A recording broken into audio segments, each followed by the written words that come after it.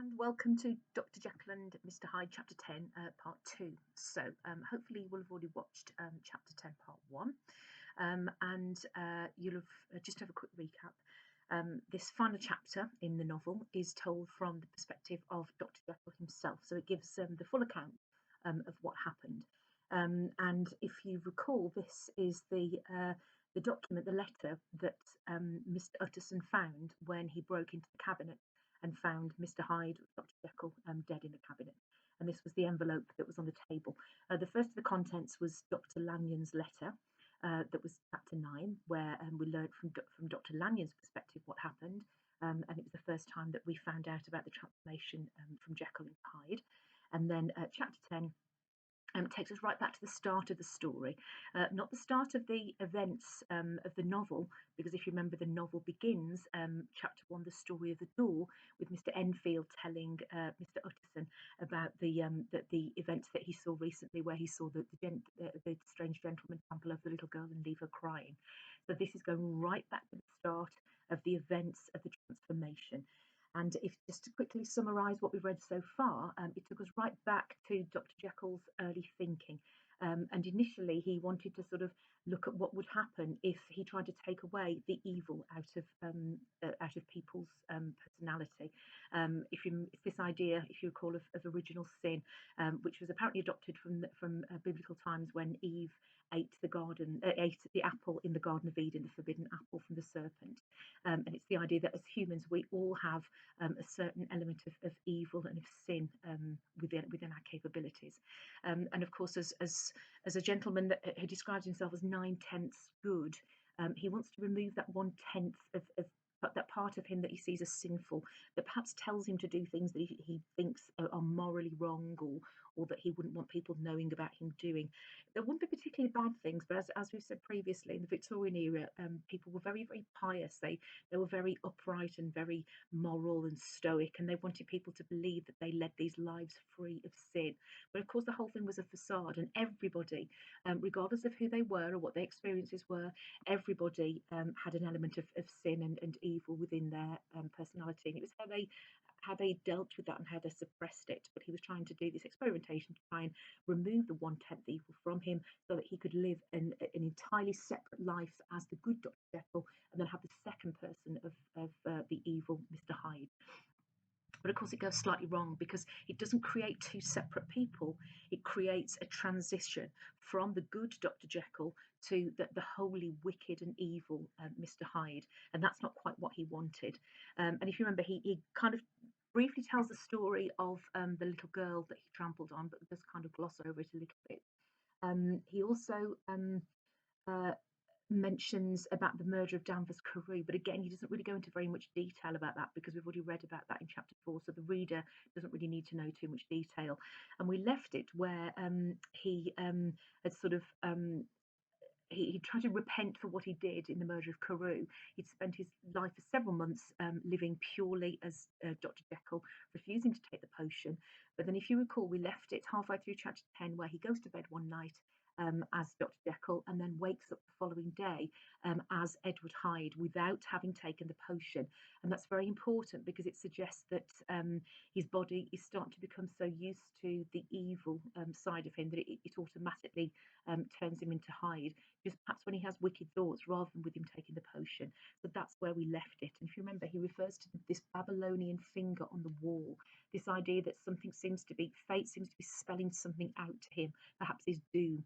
And a lot of the vocabulary and the language that we've seen so far in the chapter tends to definitely trying to make us as the listener, or Mr. Utterson as the reader, feel quite sorry for him. The idea that his life is doomed, the idea that he got himself into something that he couldn't get out of. And at the moment, he seems to be taking very little, if any, responsibility for what he's done. And he's trying to portray himself very much as a victim, rather than the person that's caused these actions in the first place, the perpetrator. Okay. Between these two, I now felt I had to choose.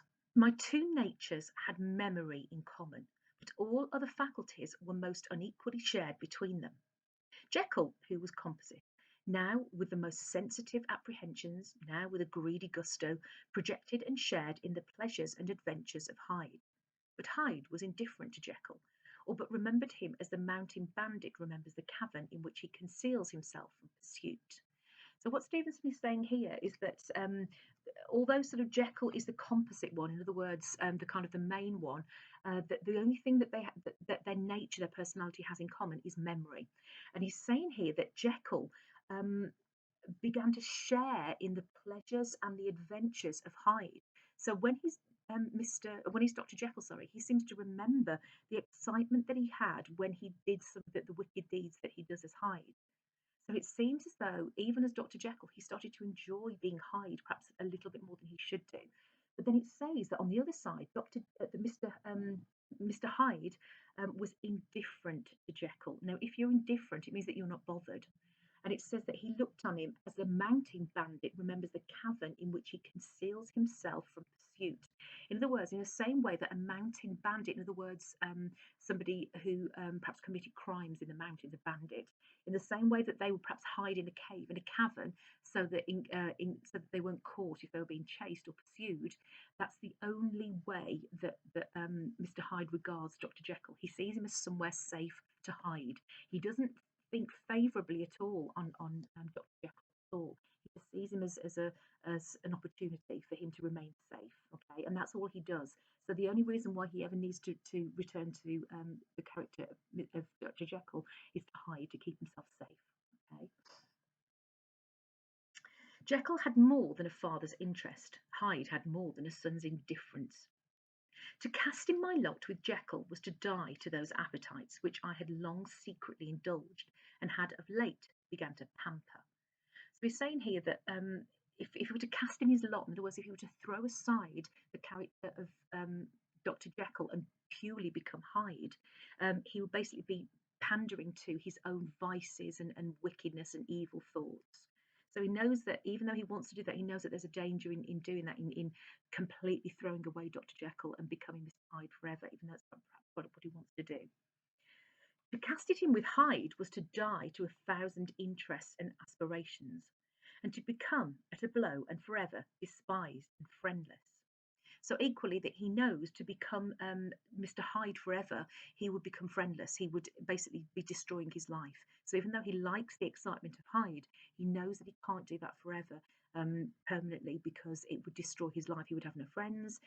He would have no few prospects in life. It would be a very miserable existence for him in terms of his social life. The bargain might appear unequal, but there was still another consideration in the scales. For while Jekyll would suffer smartingly in the fires of abstinence, Hyde would be not even conscious of all that he had lost. Abstinence just means to stop yourself from doing something. So he's kind of saying here that even though, as Dr. Jekyll, he would suffer. He feels that he would suffer if he were to abstain or to stop himself from doing vices. Hyde wouldn't even be conscious of everything that he'd thrown away if he were to throw away the good part of himself, i.e. Dr. Jekyll. In other words, he has a longing to become Hyde when he's Dr. Jekyll, but he doesn't have a longing to become Dr. Jekyll when he's Mr. Hyde. He just uses it as somewhere to hide safely.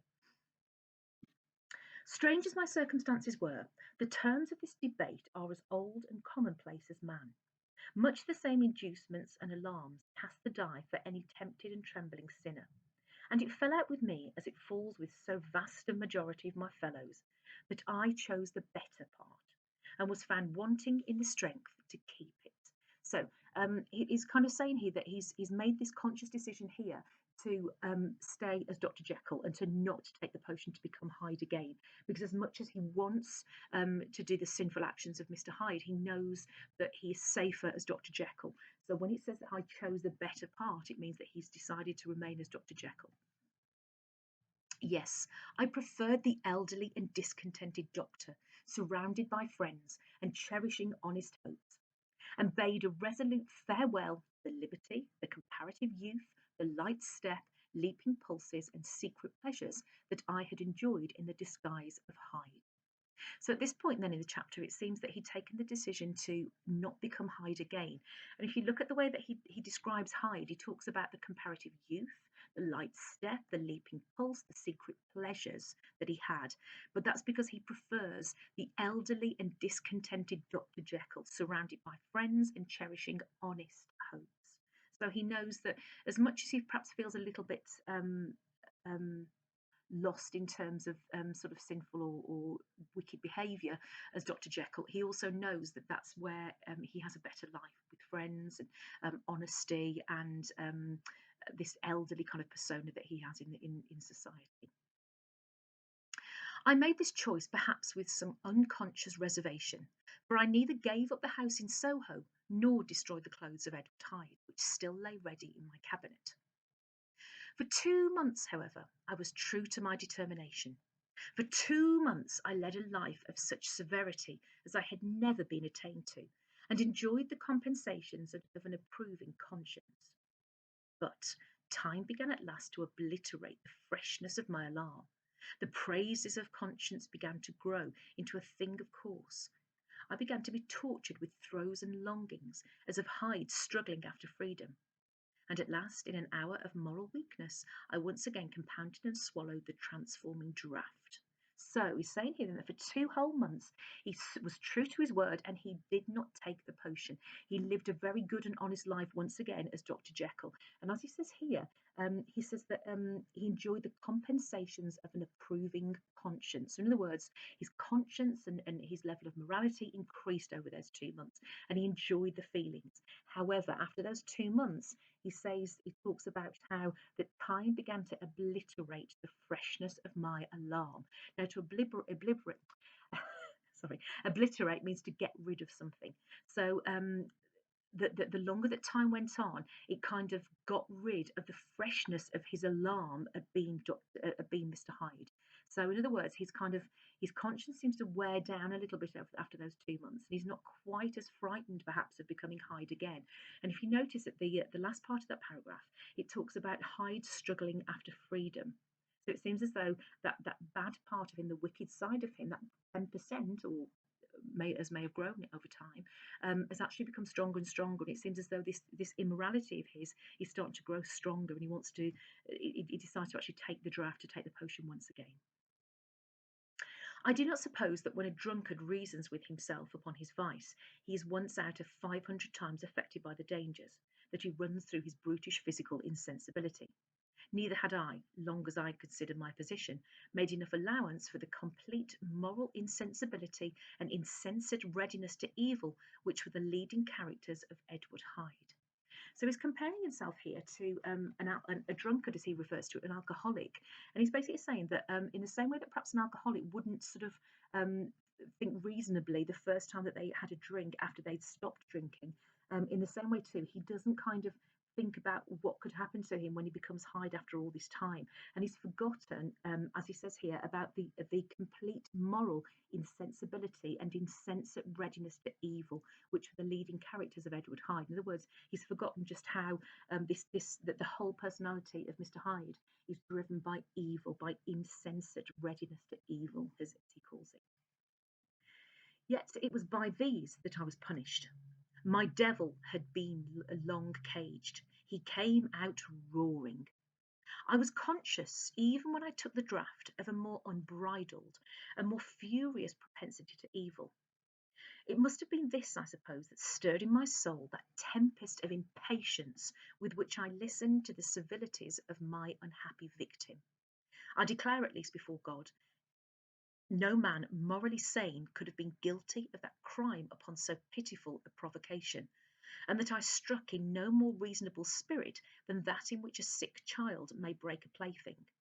But I had voluntarily stripped myself of all those imbalancing instincts by which even the worst of us continues to walk with some degree of steadiness among temptations. And in my case, to be tempted, however slightly, was to fall. Now, as we can see here, I mean, look at the language that he uses. He refers to Edward Hyde within his personality as being the devil that had long been caged, who came out roaring. So it's the idea that this part of his personality of Mr. Hyde has been caged up, it's been trapped.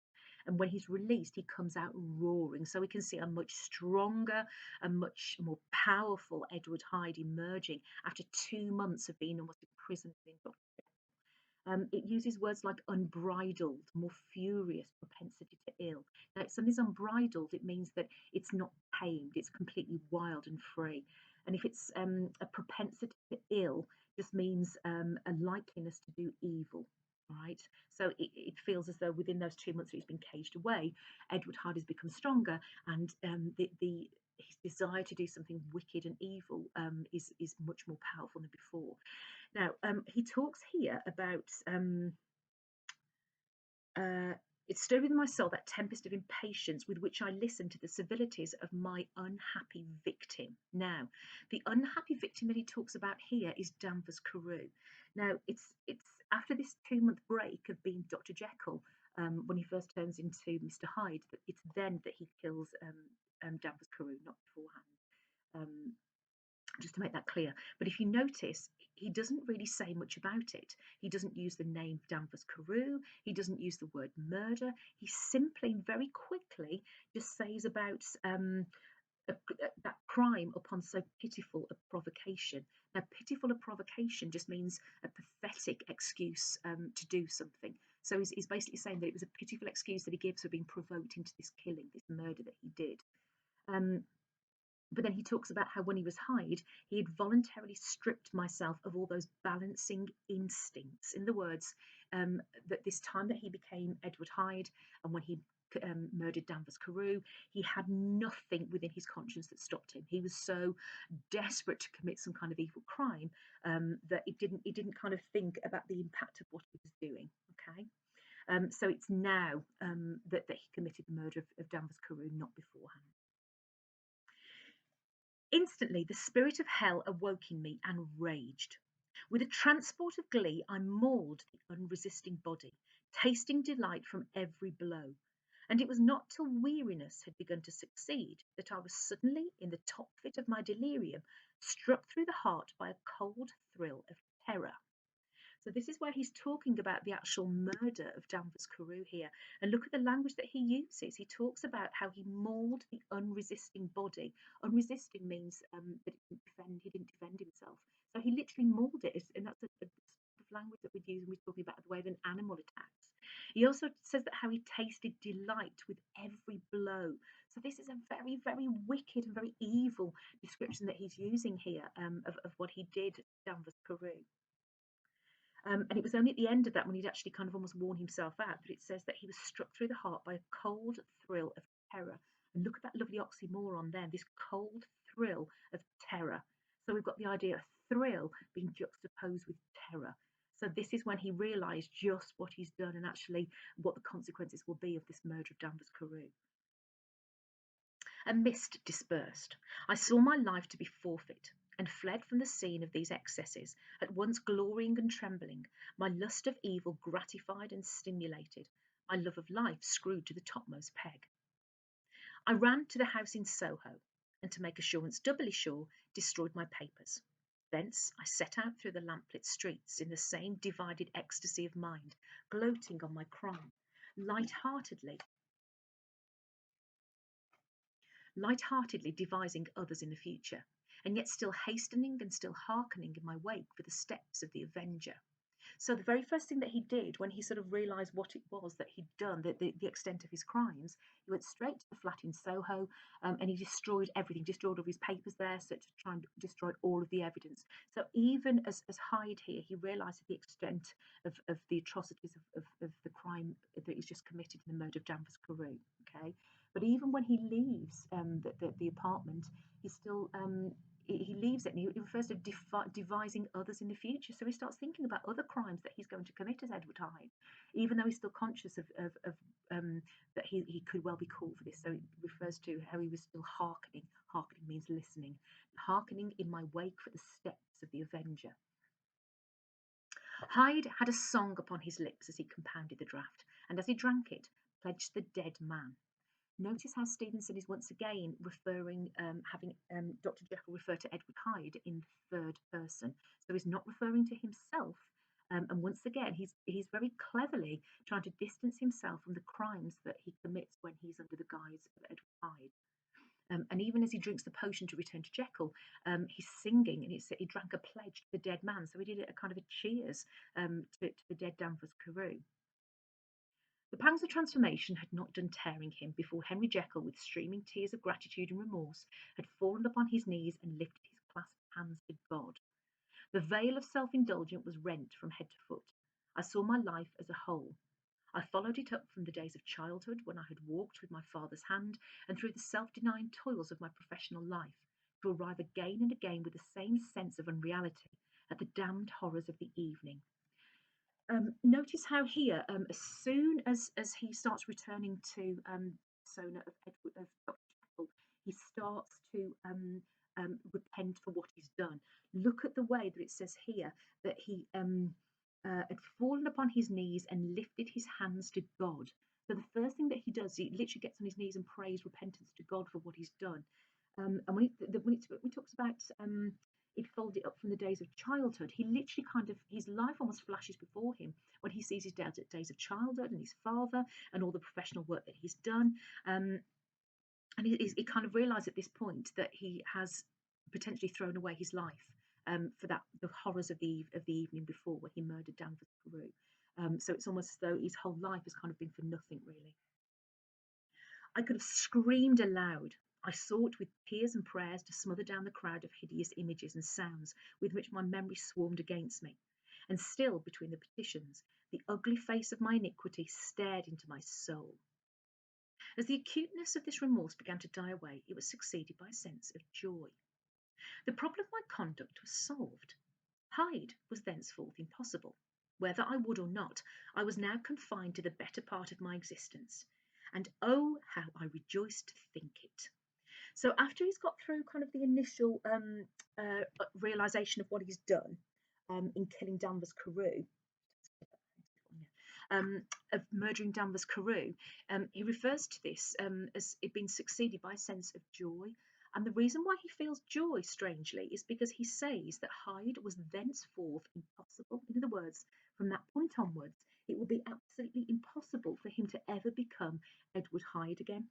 So, in murdering Danvers Carew, as awful as the thing as it is that he's committed, he realises that his problem is solved and that he can never ever return to Edward Hyde. Reason being is because obviously it was written in the late 1800s, during the late Victorian period. The death penalty would have been issued for the crime of murder. So he knows now that he can never become Hyde again. And as he says here, oh, how I rejoiced to think it. So it's kind of as though it's solved a problem for him. And it's interesting that although he repents straight away what he's done in the murder of Danvers Carew, the main emotion that he feels is one of joy, because his own problem is solved. And so he almost quite quickly forgets the terrible crime that he's committed in this murder of Danvers Carew. With what willing humility I embraced anew the restrictions of natural life.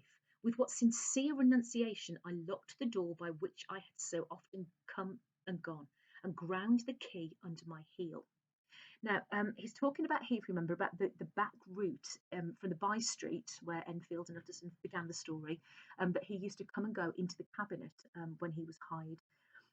So he's locked that back door and he's ground the key under his heel. In other words, he's basically broken the key in half under his heel. And if you remember, this refers back to chapter 8, when Utterson and Poole were going to break into Jekyll's cabinet. And they tried the back gate to make the back door to make sure that no one could get in and out, and they actually found that the lock was rusted over and the key was broken next to it, and the key itself was snapped in half and rusted. So this is when he did it. Obviously, did it some time previously, straight after the murder of Danvers Carew. The next day came the news that the murder had been overlooked, that the guilt of Hyde was patent to the world, and that the victim was a man high in public estimation. It was not only a crime, it had been a tragic folly. Tragic folly just means something really, really foolish. So it wasn't just the fact that he committed murder, it's the fact that he murdered somebody who was so important, because this was an elderly gentleman, but he was also an MP, so it's somebody that's quite influential and quite important. I think I was glad to know it. I think I was glad to have my better impulses thus buttressed and guarded by the terrors of the scaffold. Jekyll was now my city of refuge. let but Hyde peep out an instant, and the hands of all men will be raised to take and slay him. Um, so he's saying that he's kind of glad here that he actually did kill somebody quite as important as Danvers Carew, because he refers to it as being a buttress. Now, a buttress just means an extra source of protection. So it's another protection, and because it guarded him by the terrors of the scaffold, and the scaffold is a reference to the hang, where the place that they'd be hanged on. So like I said, a wooden scaffolding that were built with a noose on top of it. So he knows that it's kind of an extra reason why he can never become Mr. Hyde once again, because he knows that as Danvers Carew was such an important gentleman, he would be very, very easily identified as the murderer were he to ever become Hyde again, and he would be slain. He would be executed. I resolved in my future conduct to redeem the past. Redeem to means to make amends. And I can say with honesty that my resolve was fruitful of some good. You know yourself how earnestly in the last months of the last year I laboured to relieve suffering. You know that much was done for others, and that the days passed quietly, almost happily, to myself. So he's referring here, if you remember, um, straight after the murder of Danvers Carew in chapter 4, um, in chapter 5, we have this new kind of friendship that emerges, or that reforms, between Dr. Jekyll, Mr. Utterson, and Dr. Lanyon. And it talks about the fact that for quite some time, Henry Jekyll became his old self again. He started having dinner parties, and he started doing all the good that he could possibly do. He started sort of helping out with charities, and he went back to being this very good, beneficial, benevolent gentleman that we knew him to be at the start of the story. Nor can I truly say that I wearied of this beneficent and innocent life. I think instead that I daily enjoyed it more completely. But I was still cursed with my duality of purpose. And as the first edge of my penitence wore off, the lower side of me, so long indulged, so recently chained down, began to growl for license. So it's interesting here that once again he says that he quite enjoyed doing good, trying to make amends for what he did in the murder of Danvers Carew. And yet once again, as he said at the start of this section, he said that the first the first edge of my penitence wore off. Penitence just means you're trying to seek forgiveness. So it started to kind of wear off a little bit. The novelty of him trying to make amends and do good for what he did starts to wear off. And as he refers to Edward Hyde, he says, the lower side of me, so recently chained down, growl for license. So once again, we have this animalistic feeling that this kind of Edward Hyde is almost like a caged animal within him that's growing, that's growling, that's pacing around, wanting to be set free again. So as this kind of the edge wears off, and the fear of being executed wears off, and the excitement and the ability to kind of make amends for what he's done starts to wear off, Edward Hyde starts to grow stronger once again within him. Not that I dreamed of resuscitating Hyde. The bare idea of that would startle me to frenzy. No, it was in my own person that I was once more tempted to trifle with my conscience, and it was as an ordinary secret sinner that I at last fell before the assaults of temptation. So interestingly here, he's saying that even though he wants to do something wicked, he knows that he can't do it in the disguise of Edward Hyde. He starts to actually think about sin and temptation once again as himself, as Henry Jekyll. So what essentially Stevenson, the author, is saying here is that no matter how hard a person tries, we all have that evil within us, that the ability to do something wicked. And even though he's kind of got this second personality as Edward Hyde, he starts to think about doing wicked deeds once again as himself, as Henry Jekyll, rather than as Edward Hyde. There comes an end to all things. The most capacious measure is filled at last, and this brief condescension to my evil finally destroyed the balance of my soul. And yet I was not alarmed. The fall seemed natural, like a return to the old days before I had made my discovery. It was a fine, clear January day, wet underfoot where the frost had melted, but cloudless overhead, and the Regent's Park was full of winter chirrupings and sweet with spring odours. I sat in the sun on a bench, the animal within me licking the chops of memory, the spiritual side a little drowsed, promising subsequent penitence, but not yet moved to begin. That's a lovely description. That's a very, very good quote, a very important one, where it's talking about the two sides of him. And he refers to the wicked side as the animal within me licking the chops of memory. So it's almost as if the idea of him licking the chops means licking his mouth. And it's the idea almost is licking his lips. He's hungry. He's hungry um, for, for, for, for doing evil. And it refers to the good side of him as being the spiritual side, a little drowse. Drowse means sleepy. So it's the idea that he's sitting there in Regent's Park as Henry Jekyll on a bench, and the wicked side of him is starting to kind of grow more powerful and more excitable, whereas the good side of him is almost drowsing, it's asleep. After all, I reflected, I was like my neighbours. And then I smiled, comparing myself with other men, comparing my active goodwill with the lazy cruelty of their neglect. And at the very moment of that vainglorious thought, a qualm came over me, a horrid nausea, and the most deadly shuddering. These passed away and left me faint. And then, as in its turn, the faintness subsided, I began to be aware of a change in the temper of my thoughts, a greater boldness, a contempt of danger, a solution of the bonds of obligation. I looked down. My clothes hung formlessly on my shrunken limbs. The hand that lay on my knee was corded and hairy. I was once more Edward Hyde. A moment before I had been safe of all men's respect, wealthy, beloved, the cloth laying for me in the dining room at home. And now I was the common quarry of mankind, hunted, houseless, a known murderer, thrall to the gallows. So whilst he's sitting there in Regent's Park, just kind of drowsing away and being a little bit smug about the fact that he, unlike his fellow men, he acknowledges his evil side. Something changes within him, and he starts to have this shuddering once again and this faintness, and without realizing it or without actually taking the powder, the draft to make it happen, he turns into Edward Hyde. Now, this obviously is disastrous because, as he refers to himself here, as the common quarry of mankind. Now, quarry in this sense just means something that's hunted, prey, in other words, that's been hunted. And so he realises that he's a wanted man, and he knows that sitting there in Regent's Park as Edward Hyde, he's an incredibly dangerous position because he could very easily be caught and executed for the murder of Dallas Carew. So we can see here that as soon as he starts kind of letting the good side of him sleep or become a little bit less conscious, the evil within in him is able to take over. And if you haven't realised this yet, this is leading up to the point where he has to seek Lanyon's help in getting the potion and then doing the transformation at his home. My reason wavered, but it did not fail me utterly. I have more than once observed that in my second character, that's Edward Hyde, my faculties seemed sharpened to a point and my spirits more tensely elastic. Thus it came about that where Jekyll perhaps might have succumbed, Hyde rose to the importance of the moment. So what he's saying here, your faculties just means the way that you think and the way that you act.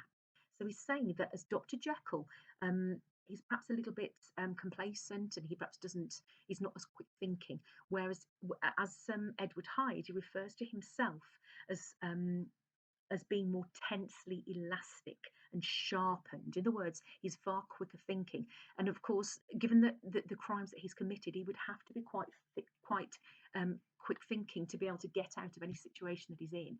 So he's saying here that if he were acting in the body of and the mind of Dr. Jekyll at this moment, perhaps will be a little bit lost as to what to do. But because he's in the mindset of Edward Hyde, he's actually quite able to think quite quickly as to what he needs to do to get out of this situation. My drugs were in one of the presses in my cabinet. How was I to reach them? That was the problem that, crushing my temples in my hand, I set myself to solve. The laboratory door I had closed.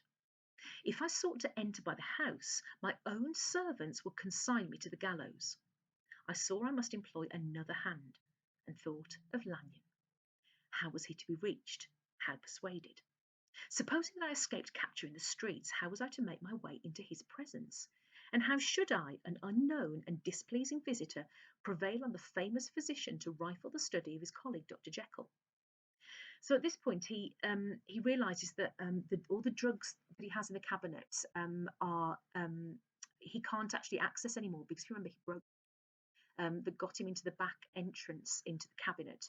And as he says himself, if he were to go through the house, his own servants would call the police and he'd be consigned to the gallows. The gallows is another term used for where he'd be hanged. So he knows he's a bit stuck, and that's when he makes him think of Dr. Lanyon. Of course, the reason why he thinks of Lanyon is that Lanyon has never met Edward Hyde, so he knows that he can pass himself off as a stranger to Dr. Lanyon and not be caught but given to the police by Dr. Lanyon.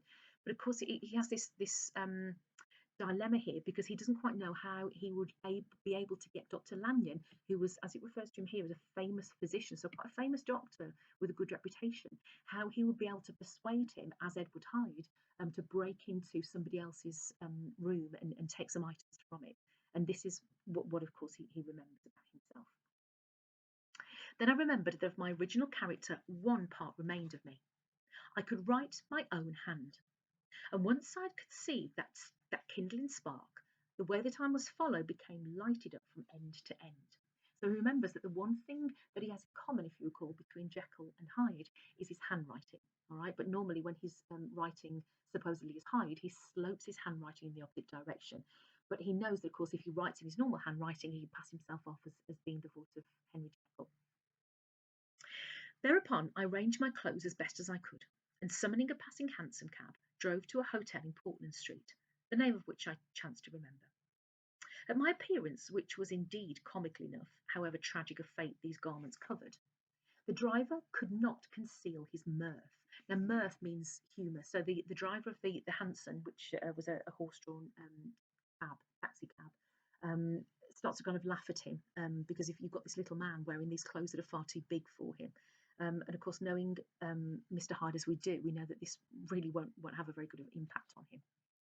I gnashed my teeth upon him with a gust of devilish fury, and the smile withered from the man's face, happily for him, yet more happily for me, for in another instant I'd certainly dragged him from his perch. So he's quite relieved that when he kind of gnashes his teeth, bares his teeth at him, once again another animalistic gesture, he's quite relieved that the driver kind of turns away and stops laughing, because as Hyde admits here, that in that one moment he could quite easily have dragged him from his seat and probably battered him in the way that he did Danvers Carew, but because the driver turned away, he didn't do that. So he's quite relieved for himself and for the driver. Now, this is a very important note here. If you notice, he's talking about Edward Hyde, but he's not referring to him in the third person. He's referring to him as I. So deliberately here, Stevenson is kind of merging the two men. It's not a case of when he's the good Dr. Jekyll, it's him and I, it's himself. And when he's talking about Hyde, he's referring to him in the third person. The two now are starting to merge into one personality. So this is maybe a slip here from Henry Jekyll, who spent so long trying to distance himself from the wicked crimes of Edward Hyde. But actually, he's subconsciously acknowledging here that Edward Hyde and Dr. Jekyll are the same person. At the inn, as I entered, I looked about me with so black a countenance as made the attendants tremble. Countenance just means face. Not a look did they exchange in my presence, but obsequiously took my orders, led me to a private room, and brought me wherewithal to write.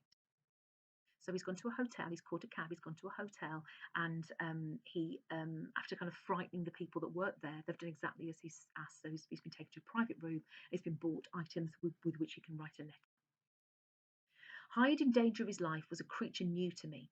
Shaken with inordinate anger, strung to the pitch of murder, lusting to inflict pain.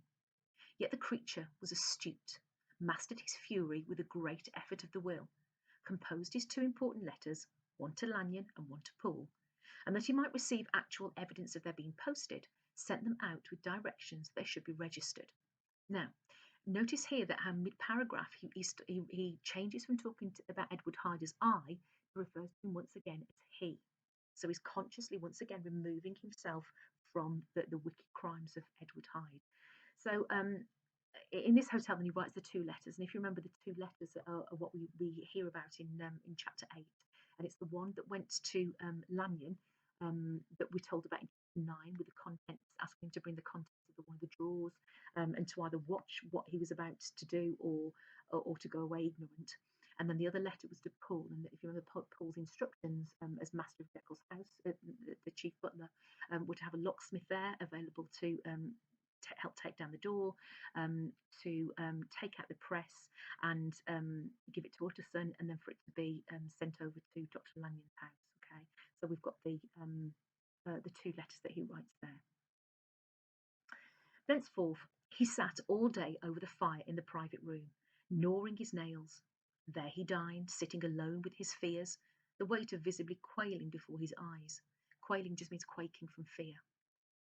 And thence, when the night was fully come, he set forth in the corner of a closed cab, and was driven to and from about the streets of the city. He, I say, I cannot say I. And that's a very important quote there where it says, he, I say, I cannot say I. And this is what I was just talking about, the fact that he swaps between referring to Hyde as I and also as he. And he's saying there that he can't refer to Edward Hyde as I. And he explains why. That child of hell had nothing human, nothing lived in him but fear and hatred. And when at last, thinking the driver had begun to grow suspicious, he discharged the cab and ventured on foot, attired in his misfitting clothes, an object marked out for observation, into the midst of the nocturnal passengers. These two base passions raged within him like a tempest. So he's acknowledging here that the only emotions that Edward Hyde feels are fear and hatred. And that's a very unusual pair of emotions for someone to be completely filled with. So he's obviously fearful for his life, but he's got this intense hate and despise of people that could almost lead him to do something very wicked again. So he's in a very difficult position because he's been driven by this need to stay away from the gallows and to stay away from being caught, and yet he's also got this real intense desire to commit wicked deeds. He walked fast, hunted by his fears, chattering to himself, skulking through the less frequented thoroughfares, counting the minutes that still divided him from midnight. Once a woman spoke to him, offering, I think, a box of lights. He smote her in the face, and she fled. When I came to myself at Lanyon's, the horror of my old friend perhaps affected me somewhat. I do not know. It was at least but a drop in the sea to the abhorrence with which I looked back upon these hours. So in this next paragraph here, he goes straight into him taking the potion and where he came back to himself as Jekyll at Lanyon's. So he misses out the kind of the bits in between. Of course, we don't really need to hear about those because we've heard about them from Lanyon's point of view in chapter 9. So he's just getting back to the main parts of the story. And he refers here to the horror of my old friend.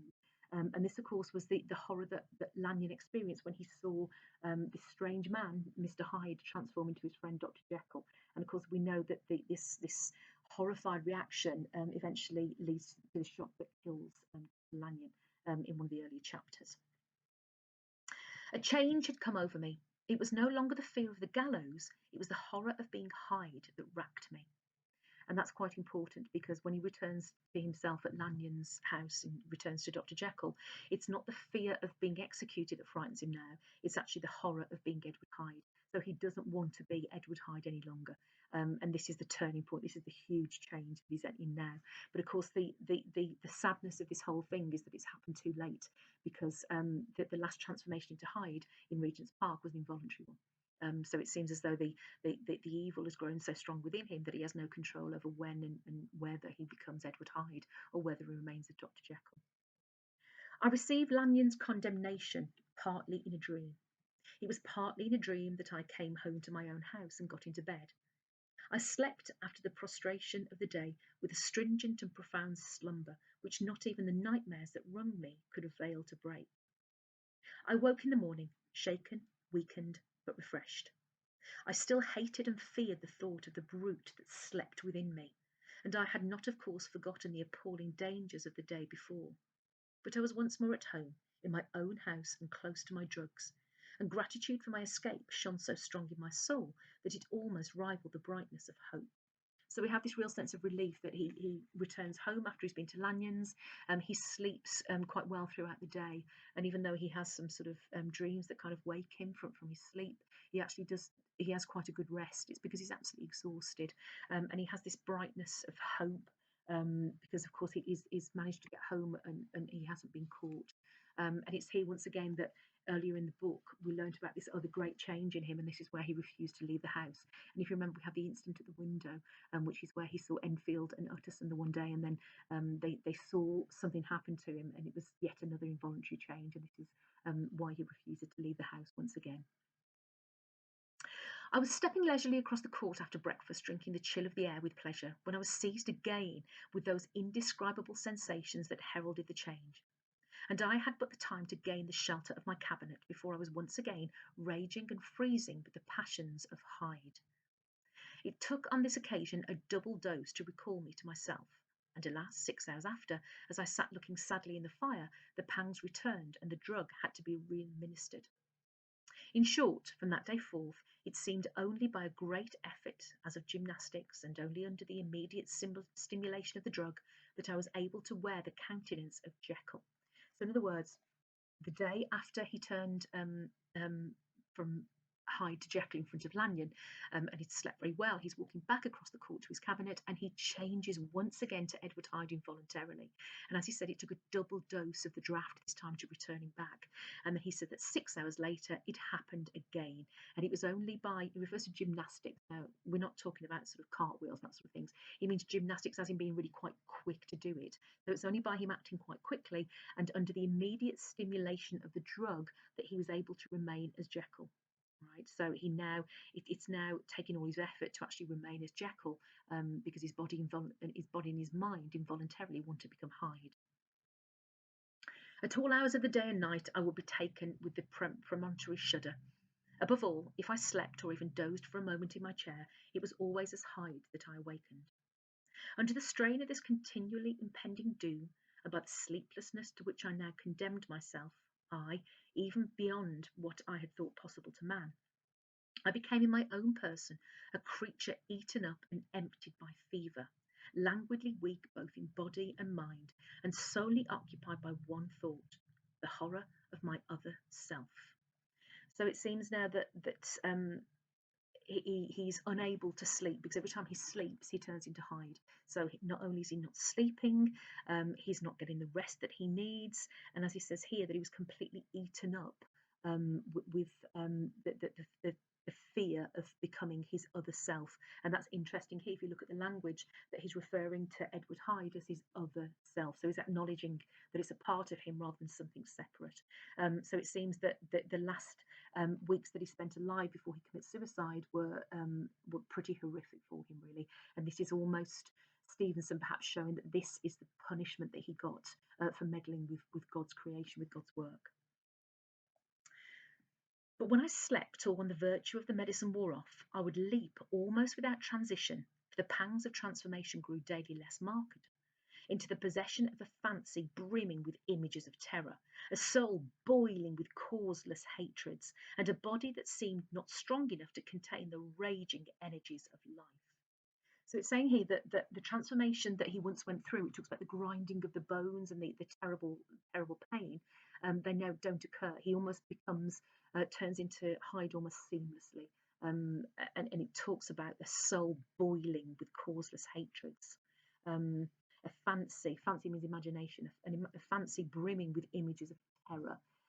So he's having to work very, very hard to kind of stave off Hyde for as long as he can. The powers of Hyde seem to have grown with the sickliness of Jekyll.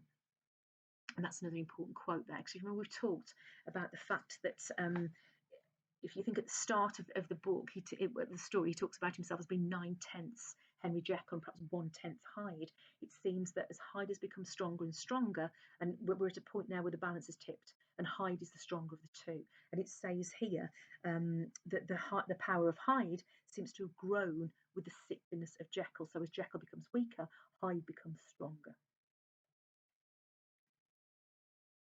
And certainly the hate that now divided them was equal on each side. With Jekyll, it was a thing of vital instinct.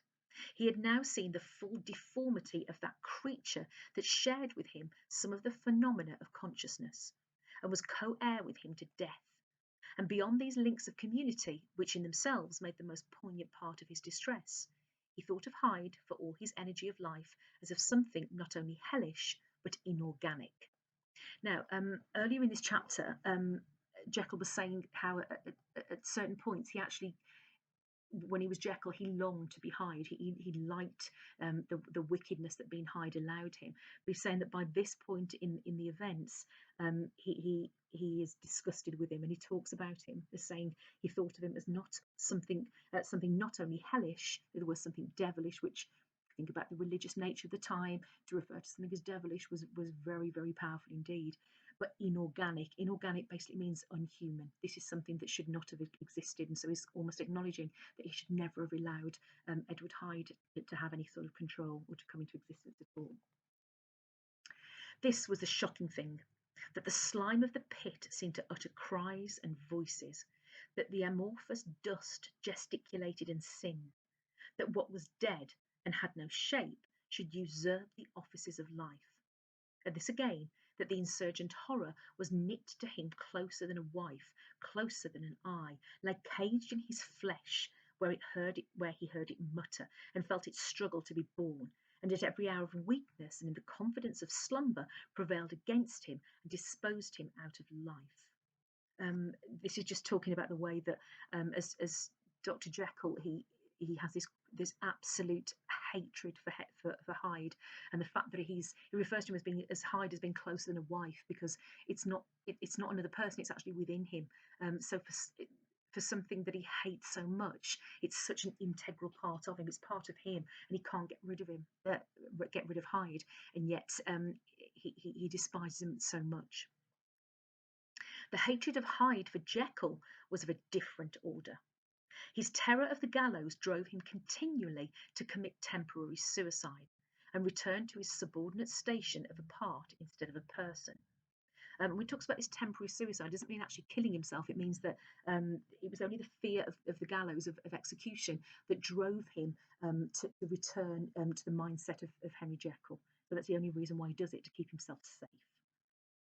But he loathed the necessity. He loathed the despondency into which Jekyll was now fallen, and he resented the dislike with which he was himself regarded. So, in other words, when Hyde becomes Jekyll, he hates Jekyll. He talks about the despondency. Despondency means sadness and upset. So he hates feeling that the upset that Jekyll feels over what he's done. Hence the ape-like tricks that he would play me, scrawling in my own hand blasphemies on the pages of my books, burning the letters and destroying the portrait of my father. And indeed, had it not been for his fear of death, he would long ago have ruined himself in order to involve me in the ruin. But his love of life is wonderful. I go further. I, who sicken and freeze at the mere thought of him, when I recall the abjection and passion of this attachment, and when I know how he fears my cut to him off by suicide, I find it in my heart to pity him. So Jekyll here, interestingly, is saying that the way that he understands Hyde's desperate need to be alive, he actually pities him. He pities this wicked being within him, and that's quite dangerous, because there's a danger there that he will allow Edward Hyde to become stronger than he can allow him to be at this moment in time. It is useless, and the time awfully fails me to prolong this description. No one has ever suffered such torments. Let that suffice. Suffice means be enough. And yet, even to these, habit brought, no, not alleviation, but a certain callousness of soul, a certain acquiescence of despair. And my punishment might have gone on for years, but for the last calamity which has now fallen, and which has finally severed me from my own face and nature. Now notice here that the letter has moved from past tense to the present tense. So this is right at the end of the book and right at the end of the event. So he's kind of writing his final words here now, just before he commits suicide. My provision of the salt, which had never been renewed since the date of the first experiment, began to run low. I sent out for a fresh supply and mixed the draught. The ebullition followed, and the first change of colour, not the second. I drank it, and it was without efficiency. You will learn from Poole how I have had London ransacked. It was in vain, and I am now persuaded that my first supply was impure, and that it was that unknown impurity which lent efficacy to the draught. So he's saying here that he probably would have gone on forever in this switching constantly from Jekyll to Hyde, were it not for this last calamity. And the last calamity is when he realises that he's run out of the batch of salt that he had for the first lot of experimentations, and it's when he realises that it was actually there was an impurity in it which he can't find. And then this kind of brings us up to date with the story when Paul in chapter 8 told Utterson about the letters that he kept having, the notes, then to go to different wholesale chemists around London to seek a certain batch of this one salt, this one powder. And it's this, interestingly, that drives him to suicide rather than anything else. It's almost as though perhaps he believes that this is his punishment to constantly go from Jekyll to Hyde and to live his life out in this very awful way. About a week has passed, and I am now finishing this statement under the influence of the last of the old powders, which means that he's written the whole confession as Henry Jekyll rather than anything as Edward Hyde. This, then, is the last time, short of a miracle, that Henry Jekyll can think his own thoughts or see his own face, now how sadly altered, in the glass. Nor must I delay too long to bring my writing to an end. For if my narrative has hitherto escaped destruction, it has been by a combination of great prudence and great good luck. Should the throes of change take me in the act of writing it, Hyde will tear it to pieces. But if some time shall have elapsed after I've laid it by, his wonderful selfishness and circumscription to the moment will probably save it once again from the action of his ape-like spite. So Henry Jekyll is telling Utterson here in the letter that if he is lucky and he manages to finish the letter before transforming into Hyde, then hopefully Utterson will manage to get the letter. But his main concern is that he will turn into Hyde halfway through writing the letter, and that Hyde is so selfish that he will simply tear up the letter and that Utterson will never read it. And indeed, the deal that is closing on us both has already changed and crushed him. Half an hour from now, when I shall again and forever re-endue that hated personality, I know how I shall sit shuddering and weeping in my chair, or continue with the most strained and fear-struck ecstasy of listening, to pace up and down this room, my last earthly refuge, and give ear to every sound of menace. Will Hyde die upon the scaffold, or will he find the courage to release himself at the last moment? God knows. I am careless. This is my true hour of death, and what is to follow concerns another than myself. Here, then, as I lay down the pen and proceed to seal up my confession, I bring the life of that unhappy Henry Jekyll to an end. And that's the end of the chapter and indeed the book. So the chapter ends there on a really quite sad note because, of course, we, as the reader, having already read chapter 8, know that he dies, that he commits suicide. And so it's quite poignant, quite tragic that we hear that the man's kind of final words here before that actually happens. And we know, of course, having read chapter 8, that the reason why he finally commits suicide is because the door is being broken down by Paul and by Utterson, and he doesn't want to be caught, he doesn't want to be hanged. And in some ways, you can feel sorry for him for what he does, but in other ways, there's almost a cowardliness about him, in the sense that he doesn't allow himself to be caught and to be executed for the murder of Danvers Carew.